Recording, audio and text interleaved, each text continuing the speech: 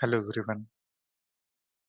We will discuss today that why all the enlightened being who has experienced non-duality, they continue to practice their tradition. For example, Ramakrishna Paramhans, Adi Guru Shankaracharya. These were the two enlightened person I can recall who has experienced non-duality, who has experienced there is no other. This whole existence exists only into their dream. Whatever creation is there, whatever we see, everything that is just an illusion. So there were many enlightened person, but just for the sake of today's discussion, we will limit ourselves to Adi Guru Shankaracharya and Ramakrishna Paramhans. If you will see their life, Adi Guru Shankaracharya, who has proposed the theory of non-duality, was a great worshipper of Ma Bhagavati, Krishna. So a general question that will arise, why Adi Guru Shankaracharya used to worship and do the sadhana of Devi when Adi Guru himself knows that there is no other, there is no God apart from him, whom he used to worship. And if you'll see the hymns composed by Adi Guru Shankaracharya, like Mahisasur-mardani, Saundarya Lahari, Krishnastakam, if you get a chance to read all this composition, you will believe that what kind of devotion is there in it. But the question is why there was a devotion, whom he was worshipping, because non-duality itself says that there is no other whom you are going to worship now. So, for a person who has not experienced non duality, if he is worshipping, if he is showing devotion, it's okay because he is still under the impression that there is two God and he, both are separate. The one who is getting worshipped and the one who is worshipping, both are separate. That is the core dualistic thinking. But what about the Adi Guru Shankaracharya? And what about the Ramakrishna Paramhans? Ramakrishna Paramhans was a great devotee of goddess Kali. Why so? Why there is a contradiction between their teachings, between their enlightenment? Why there was a huge contradiction and paradox? At one end, Ramakrishna Paramhans and Adi Guru Shankaracharya used to say that there is no God, there is no other. Everything, whatever is spread around us, that is an illusion. And on the other hand, Adi Guru Shankaracharya was composing hymns in the devotion of goddess. Why so? Let's just understand it through an analogy. If you want to see yourself, are your eyes capable to see yourself? Are your eyes to see who you are? Your eyes can see everything in the world except then itself. Eyes can't see eyes. If you want to see yourself, you can't see yourself. You can see everything except you.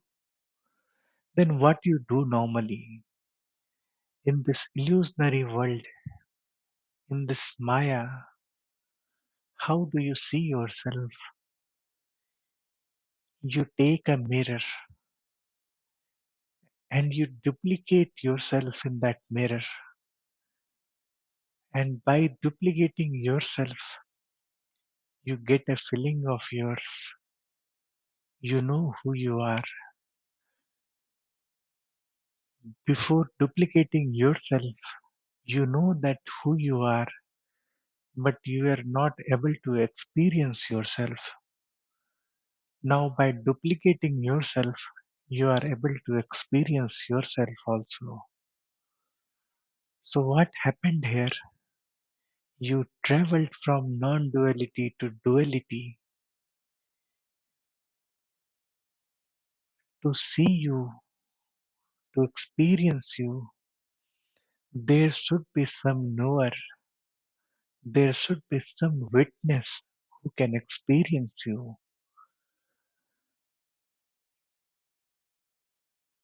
Like if we take another example, if you want to read a book, you cannot keep the book so close to the eyes. You need to make a distance from the eyes and book. Then only you can read the book. There should be some distance to know the book. You need to duplicate yourself in the mirror. You need to travel from non duality to duality to know yourself. Now, why I have given you this analogy?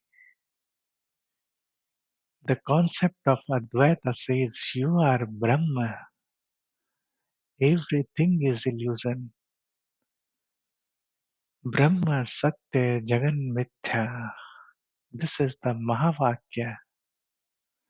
Once you experience the Advaita, only this Mahavakya will be remained. Brahma Satya Jagan Mithya. Then why you are creating this Mithya and why you are living in this Mithya? Don't you think Mithya is similar to duplicating yourself in the mirror to know yourself?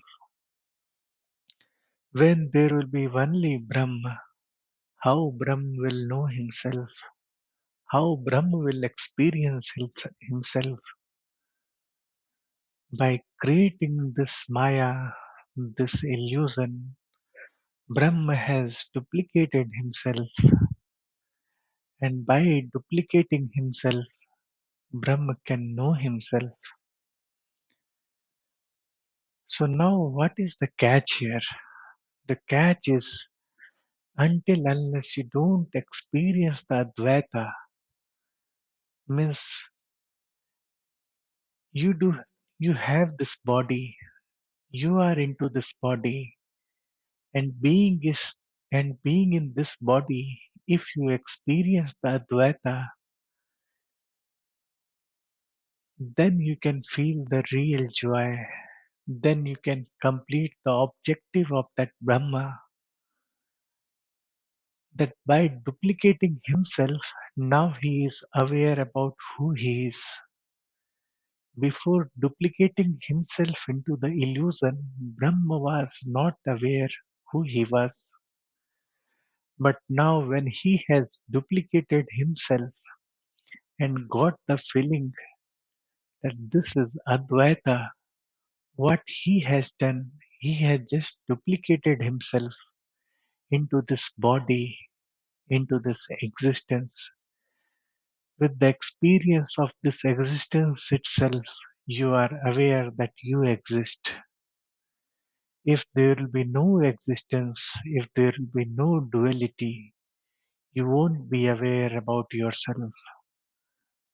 Like what happens into the deep sleep or into that state of intoxication, you are not aware about yourself.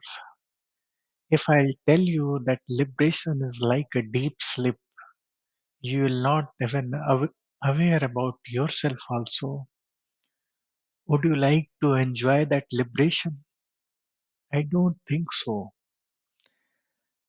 The joy of liberation is only when you are into duality and you experience the non duality. like what Ramakrishna did, what Adi Shankaracharya did, being in the body, knowing the non-duality. They made duality as a medium to know, to understand the non-duality. Duality is just a medium. By composing the hymns, Adi Shankaracharya was enjoying his identity only. The goddess whom Adi Shankaracharya was worshipping, that goddess is none other than that Adi Shankaracharya himself. But without the duality, he could not experience the non duality. Similar to that mirror, you had to duplicate yourself to see you. So, just to summarize what we have discussed, you cannot know the non duality without being into duality. And the real joy of non duality is that be in the duality and know the non duality, like Sankaracharya did and Ramakrishna Paramhans did. The Brahma has duplicated himself in the form of this existence so that Brahma can know himself through this existence. This existence is a reflection of Brahma. Brahm is Brahm is being aware of himself through this existence only. Without this existence, the Brahm could not be aware of himself also. So the real liberation is know the non-dual and be the dual.